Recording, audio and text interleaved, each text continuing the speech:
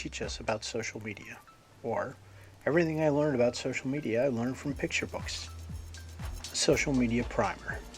In this presentation, I will use kids' books to simplify sometimes complex social media concepts. Do you like my hat? Why use social media? Do other people like me, like my products or services? Social media starts with the question, do you like me? Although as a company brand, the question is more appropriately, do you like our products, services, or company?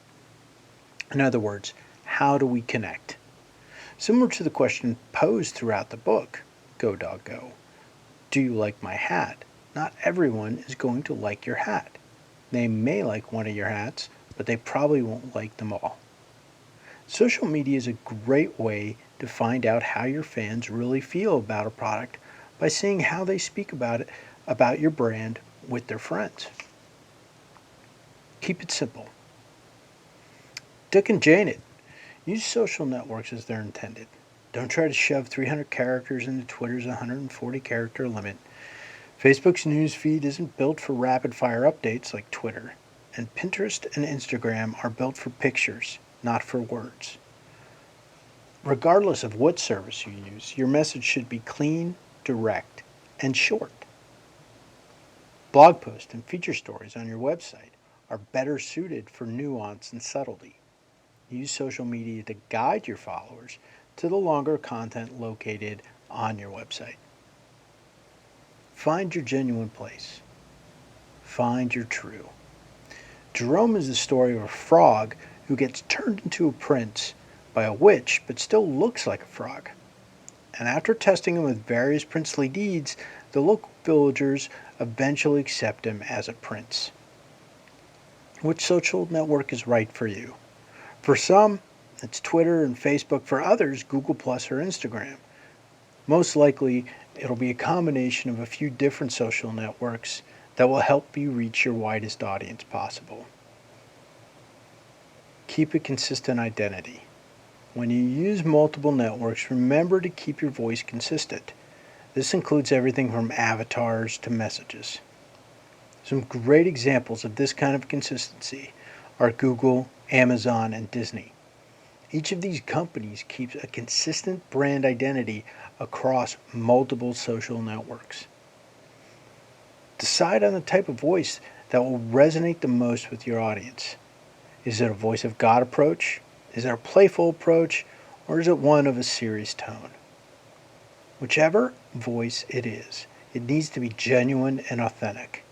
Fans will recognize when a brand is speaking down to them or not treating them in an authentic manner, just as Jerome believes he's a prince and states as much to the villagers in a genuine voice. Engage with your followers to clarify who you are and what you stand for.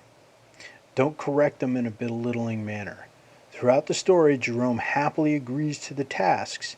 He never corrects the villagers, he simply goes about his princely business and convinces everyone through his actions that he's actually a prince. Build your community.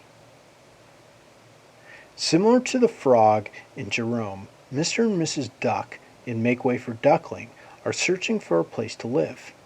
After settling in along the Charles River and hatching her ducklings, Mrs. Duck decides to take them on a trip through Boston to the public gardens.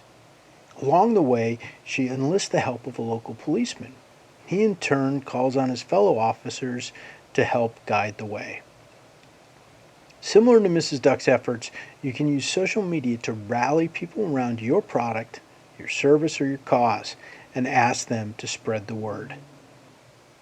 Once on board, these fans can be converted into evangelists by using engagement and great customer service.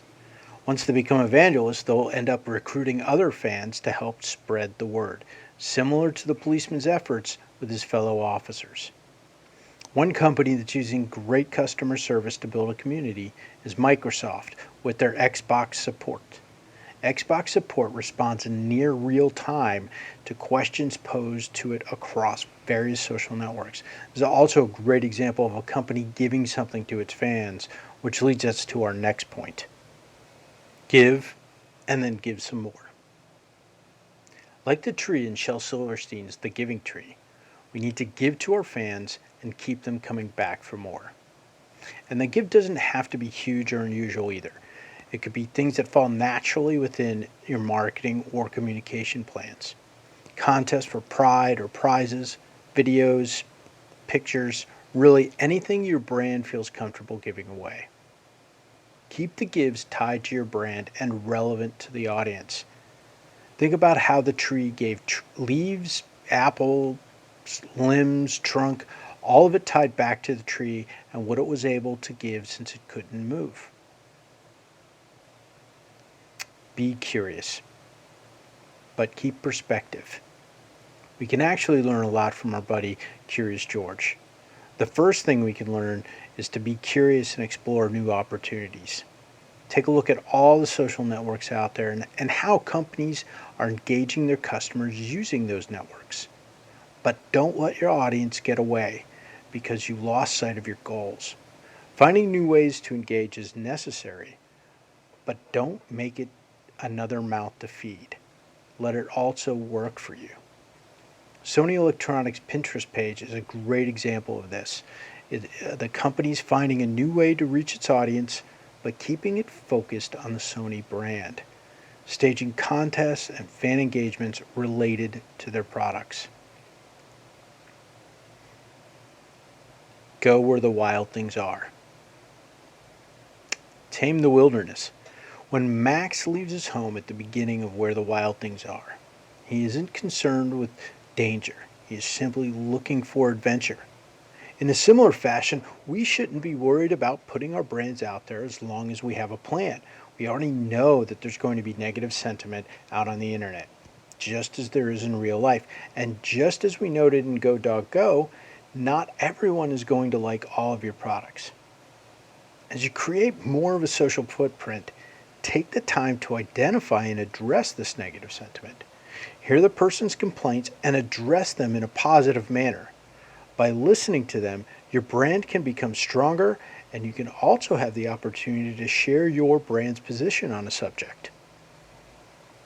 A complaint is an opportunity to make things better. Take that opportunity. Ultimately, this will help you convince them of your viewpoint.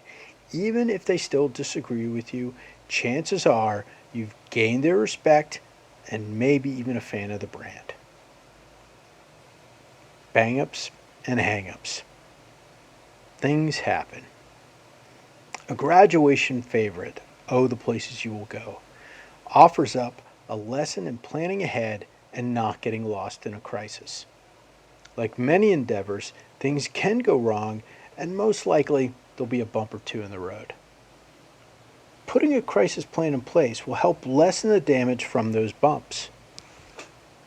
A crisis plan shouldn't be about reacting to negative sentiment, but be more focused on situations such as a personal tweet going out from a brand account, a typo on a Facebook post that changes an innocent word into a red-faced moment. A crisis plan should also include issues that occur at events like having to evacuate a building. When you do take a misstep, be human about it. Don't try to cover it up or bury your head in the sand. Face it head on, and chances are the damage will be minimized. A great example of this is how American Red Cross handled a personal tweet going out on the official Twitter account. They responded by first deleting the tweet and then admitting to the error in a humorous manner. We are lucky. We are lucky to be working in social media and digital media marketing, and we should enjoy that position. Thank you.